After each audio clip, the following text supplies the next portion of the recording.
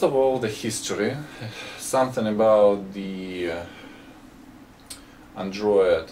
Android, it's an operating system which was developed by some kind of consortium of the companies, mostly it's American companies.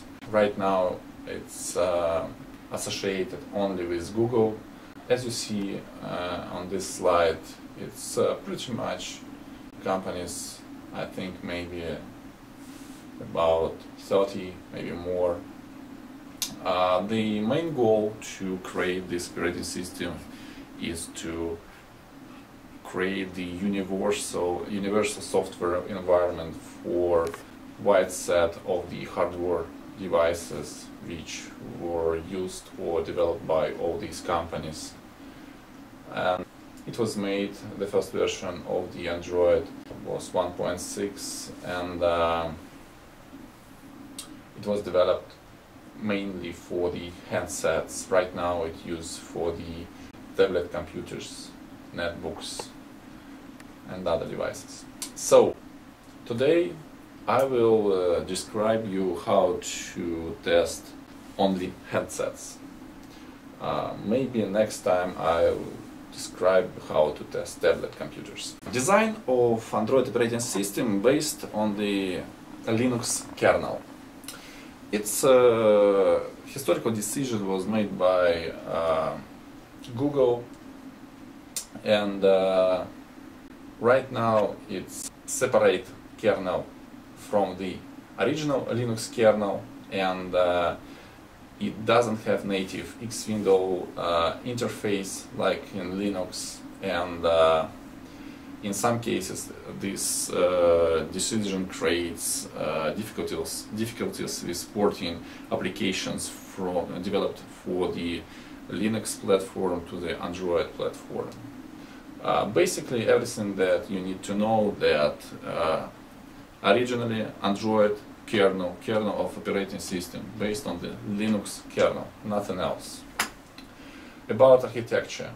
The architecture consists from several parts. The main part is Linux kernel, as you see it in the bottom on the screen. It's some set of the display drivers, camera drivers, flash memory, and so on. We also have Android runtime.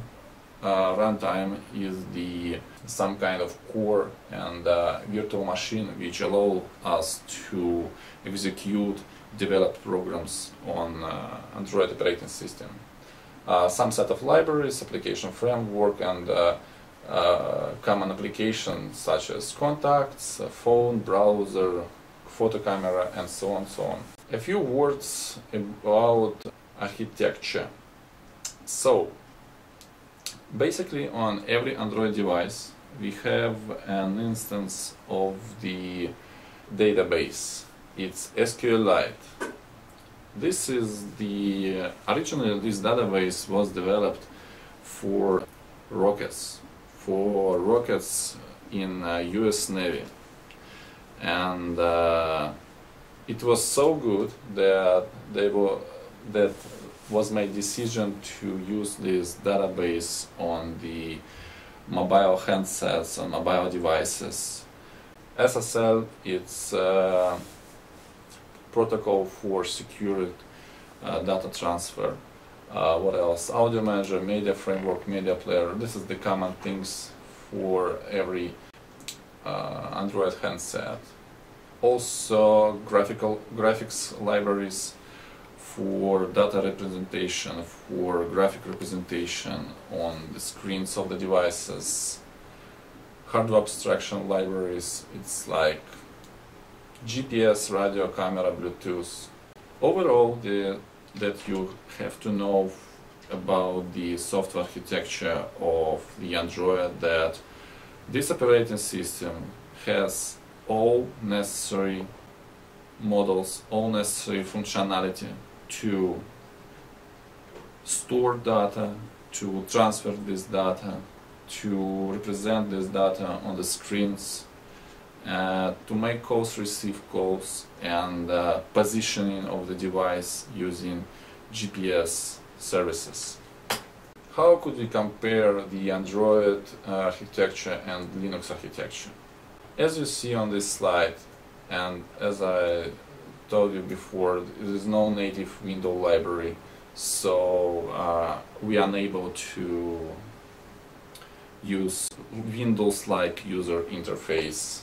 It doesn't support full set of the Linux libraries, and in this case it's difficult to port Linux application to Android operation system. Mostly Android applications written in Java, but it's also possible to develop on C, and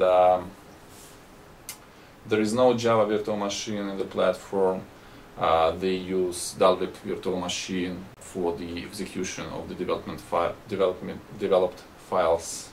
About software development kit, Google created the set of the library and development kit for the Android developers, and this kit also very useful for the Android testers in case that we able to use some functionality to get logs from the devices and to make screenshots. And the easiest way to get this SDK to download it from Google and not forget to update it in the weekly basis, because usually it's a lot of new features, new packages, or just updates in this development kit. Development usually use Eclipse as a platform, as development platform. It's preferred but not required, and to develop for the Android you have to use ADT plugin. You have to add this ADT plugin to the Eclipse development environment.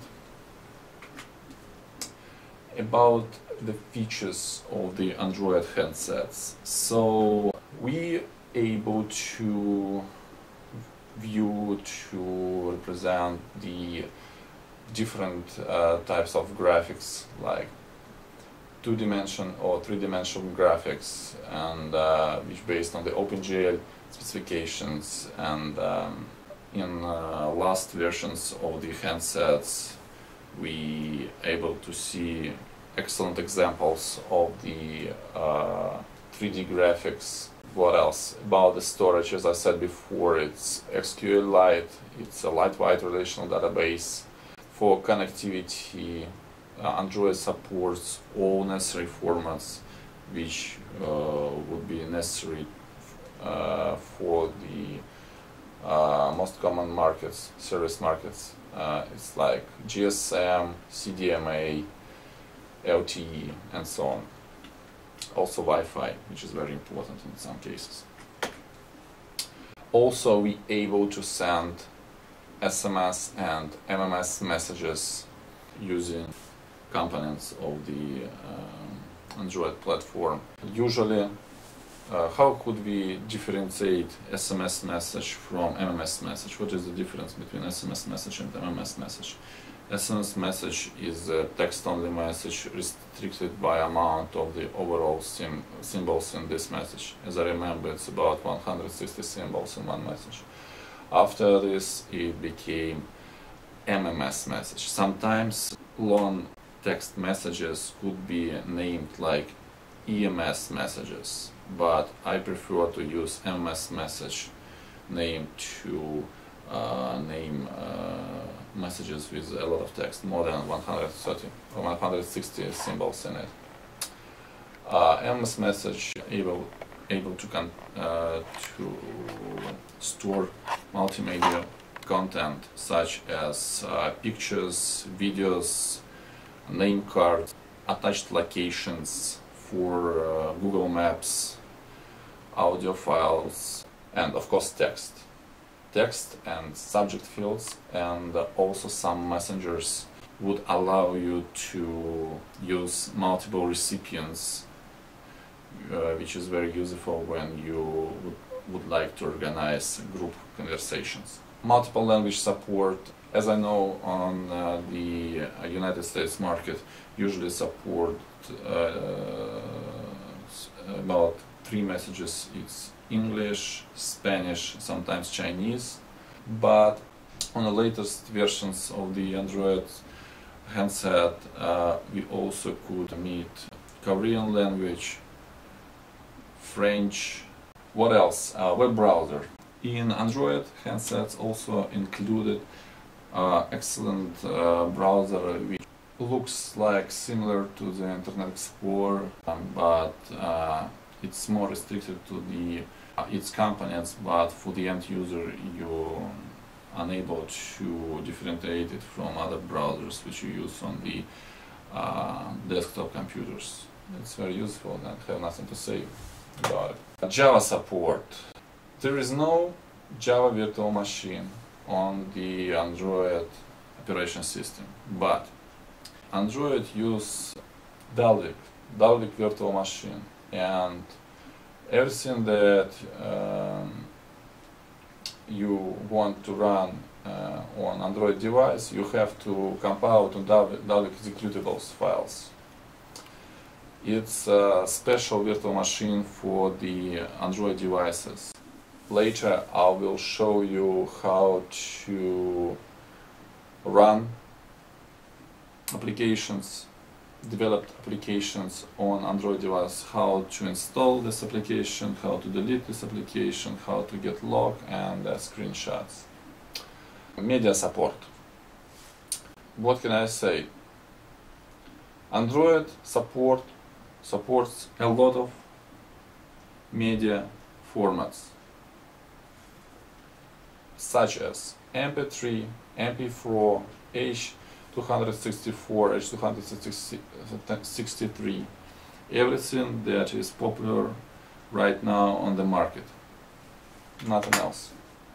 Streaming media support, additional hardware support for other types of devices which are different from the handsets, such as cameras, and for hardware elements of these devices, such as touch screens, GPS, accelerometers, gyroscopes, and so on, so on. I would like to say that it's a lot of information about Android platform and about the most of the modules of this platform in Wikipedia site. It's a great source of information. This information is very well structured on this site, and honestly it would be very useful if you read on Wikipedia about the Android platform. Multi-touch. Multi-touch screen, this feature is similar to the feature of the iPhone and the iPad and Apple platform. Android has native support for multi-touch, and unfortunately this feature was disabled for a long time, but recently we able to see some headsets with multi-touch support, and they look similar like on the Apple, and we could say that Android became multi-touch operation system. Bluetooth, nothing to say about the Bluetooth except what is written on the slide. Video calling. This is feature on the became able on the latest versions of the operating system. You have to have special device configuration to make video calls. It would be very useful for Skype users. Also about multitasking, multitasking of applications is available. Voice-based features is like Google search based on voice. Tethering, it allows you to use your handset like Wi-Fi hotspot. Screen capture. Screen capture is a feature which is available using debug monitor. I will show you it a little bit later. And something about the applications. So applications overall. Applications usually developed on Java. You're also able to port some applications from Linux to Android operation system, but it's very hard to do because Android natively doesn't support GNU libraries. So usually developers use Eclipse as the development tool. If you need libraries, if you need libraries to develop something on Android platform, you have to install plugin for the Eclipse and SDK tools. APK files is just another extension for the jar file format, which is similar to the native Java. What else? Android Market. Android Market, this is the place where all applications of the developers or the companies which develop this application stored and sold by the end users. It's hosted by Google. This is the most common place to sell your applications, and this is the most useful and most convenient place for the end users to get these applications. About the security, Android is a multi-process system in which each application, each process runs in its own process. That means that most security between applications and the system is enforced at the process level through standard Linux facilities, such as user and group IDs, that are assigned to applications. That means that applications are unable to create some kind of mess while they running in the parallel mode.